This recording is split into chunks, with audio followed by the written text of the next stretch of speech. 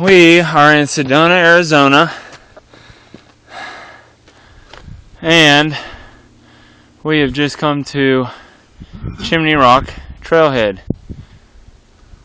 which heads off that direction, somewhere up in there, and eventually to the top of that big ass mountain, and then Lizard Trailhead, which heads off down this way and finishes somewhere probably up in there.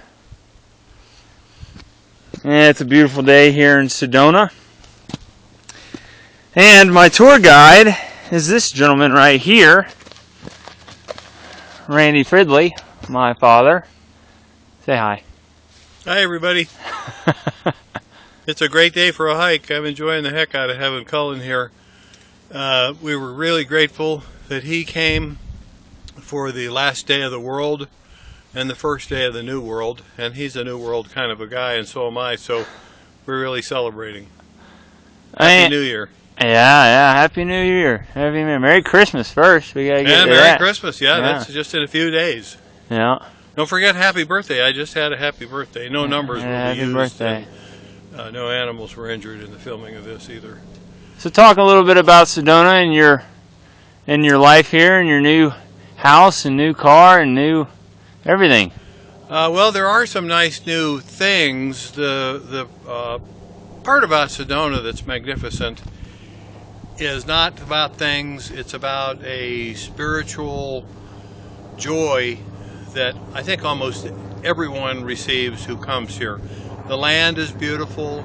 There's an energy here that's been written about quite a bit. It's a joyful, euphoric energy that makes people spiritual if they were, and it makes them more spiritual. If they weren't, it still makes many of them spiritual. It's a very wonderful, magical place.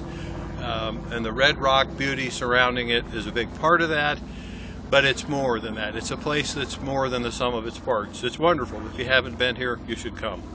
Fantastic. Now, what are you standing in front of here? Can you tell the people a little bit about what you're standing in front of? Well, to my right rear, if you look up, you'll see Lizard Rock, which is over there. Lizard, yep. It's right at the top, and it's the tip. And it's right up there, way on up there. Yep. And if you look out that way, toward the west, somewhat northwest, you'll see the one called the Cock's Comb. Yeah. It's toothy, and supposedly it looks like a rooster's comb. Right there. That's right. And many of the rocks here have names. And, well, for example, right up this way is Chimney Rock. Chimney Rock. Yep. And then back behind us over here, we're not really looking at the prominent part of it. We're looking at the side of Thunder Mountain. And Thunder Mountain has a couple of layers, gray stripes running through it. There's a prominent one right there. That's Fort Apache limestone.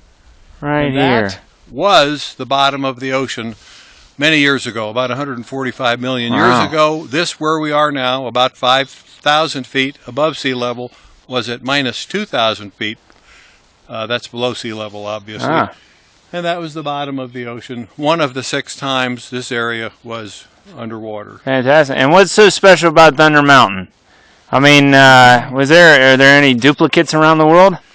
Yes, Thunder Mountain has several duplicates, one in Orlando at Disney World and one in California at Disneyland. Thunder Mountain was Walt Disney's inspiration for making the theme park ride. He lived here in the 40s and 50s and had a nice piece of property and enjoyed coming here for thinking time and enjoying himself. And so this is where he got Thunder Mountain, right there. That's the original.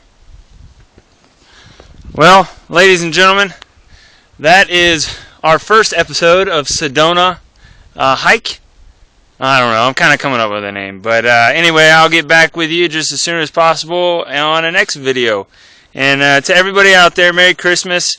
And man, I wish you could be here. Talk to you later.